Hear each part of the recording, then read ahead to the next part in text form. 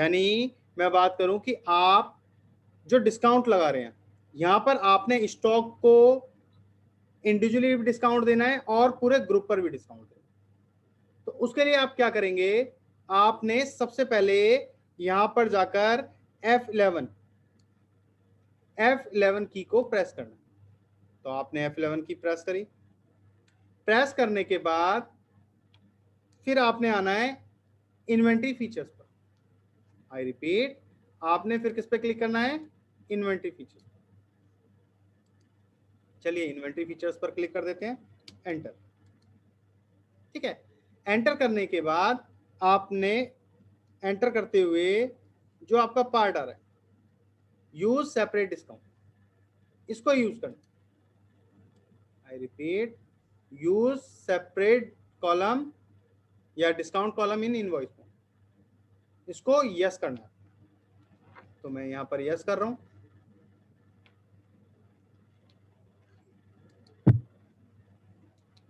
Yes किया और enter करते हुए सारी चीजों को सेव कर दिया।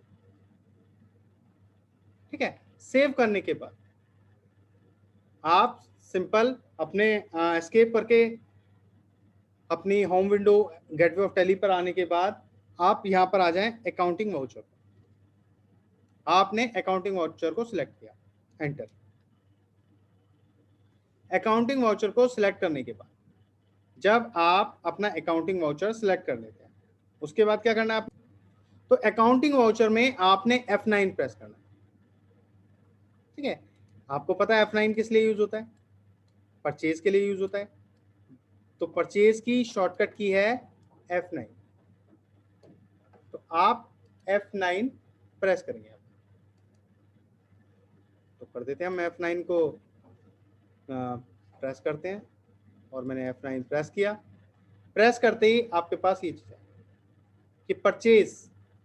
ठीक है, परचेज में पहली चीज सप्लायर इनवॉइस नंबर, ये सप्लायर इनवॉइस नंबर मैंने डाल दिया 122।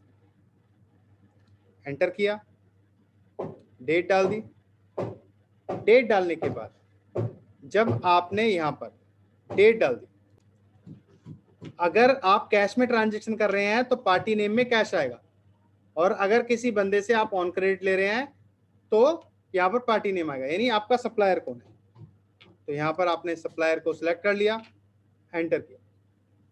एंटर करते हुए परचेज लेजर, परचेज लेजर में आपने परचेज डालना है। अब आप अपना स्टॉक डालेंगे। CPU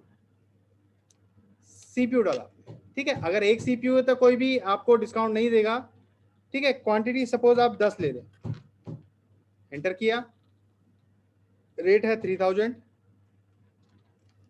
enter. एंटर। अब यहां पर आप 10 ले रहे हैं सीपीयू, तो कुछ डिस्काउंट मांग रहे हैं, तो उसने बोला ठीक है आपको मैं 5% डिस्काउंट दे। ठीक है, यहां पर माइनस नहीं लगाना आपने, एंटर। तो देखिए ये 5% डिस्काउंट आ गया। फिर आपने बोला ठीक है कीबोर्ड दे दो मुझे, कीबोर्ड की भी यूनिट आप 10 ही रखो, इसकी कॉस्ट 200 रुपये। ठीक है, यहां पर भी आप डिस्काउंट मांग रहे हो क्योंकि आप 10 यूनिट परचेज कर रहे हो कीबोर्ड की, तो उसने बोला 2% दे दो, यहां पर 2% डिस्काउंट। तीसरा आपने माउस लिया, माउस को एंटर किया, माउस की भी यूनिट आप 10 ले रहे हो। ठीक है, और उसकी कॉस्ट आपने 150 ले ली, एंटर। ठीक है, यहां भी आप डिस्काउंट मांग रहे हो, तो उसने बोला ठीक है भाई 3% ले लो, आप 10 माउस ले लो। देन मॉनिटर, ये आपने मॉनिटर लिया, ये भी 10 पीसेस ले रहे हो आप, इसका रेट ले लेते हैं हम 1500 रुपये, एंटर। ठीक है, यहां पर भी डिस्काउंट चाहिए क्योंकि 10 यूनिट ले रहे हैं, तो आपने 6% डाल दिया, एंटर। ठीक है, अब आप बोल रहे हो कि भैया मैंने इतनी सारी चीजें ली, ये सारे आइटम्स मैंने परचेज किए, यानी 5 आइटम, और उसकी यूनिट भी मैंने काफी हद तक परचेज की है, सभी की 10-10 ली है, तो मुझे इन सब पर भी एक डिस्काउंट चाहिए। यानी इंडिविजुअल तो आपने लिया है, ये वाला इंडिविजुअल लिया है आपने डिस्काउंट, बट पूरे ग्रुप पर भी चाहिए। तो पूरे ग्रुप पर लेने के लिए आपने क्या किया, जस्ट इसके मॉनिटर के नीचे आपने एंटर किया और एक और एंटर किया ताकि एक पोर्शन ब्लैंक रहे हमारा और हमारे लेजर को पिक कर सके। ठीक है, फिर मैंने यहाँ पर ऑल्ट सी किया। कल मैंने बताया था शॉर्टकट कीज में ऑल्ट सी का यूज किया है कि हम यहाँ पर डुप्लीकेट लेजर बना सकते हैं या फिर लेजर को क्रिएट कर सकते हैं न्यू। तो मैं लेजर को क्रिएट कर रहा हूँ यहाँ पर। ठीक है, यहाँ पर मैंने बनाया डिस्काउंट रिसीव। ठीक है, डिस्काउंट रिसीव क्योंकि मैं परचेज कर रहा हूं तो उसके अंदर डिस्काउंट रिसीव आएगा। अब जब डिस्काउंट रिसीव आपका आ रहा है तो ये किस में आता है? Indirect income. आई रिपीट, ये आपका आता है इनडायरेक्ट इनकम में। आपने एंटर किया।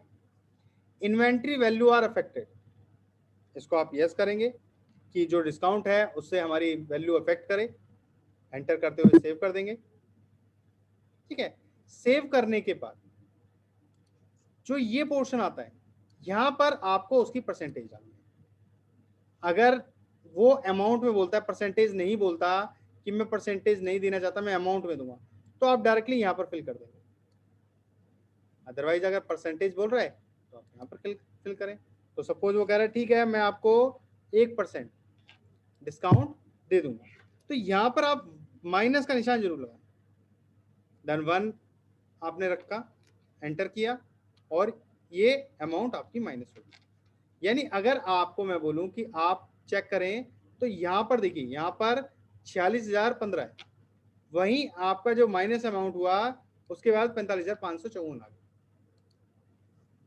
ठीक है, बस आपने एंटर करके इसको सेव कर दिया। यहाँ पर आपने एंटर किया, enter enter enter then save, इसको सेव कर दिया और ये सेव हो गया। ठीक है, अगर आपने इसका डिस्प्ले डे बुक चेक करना है, आप डिस्प्ले में आ जाए, enter then day book, enter. ठीक है, यहाँ पर आपको दिख जाएगा 2 एंट्री होगी। और अगर आपको सिर्फ परचेज की चेक करनी है देन एंटर, यहाँ पर आप परचेज की एंट्री को चेक कर सकते हैं।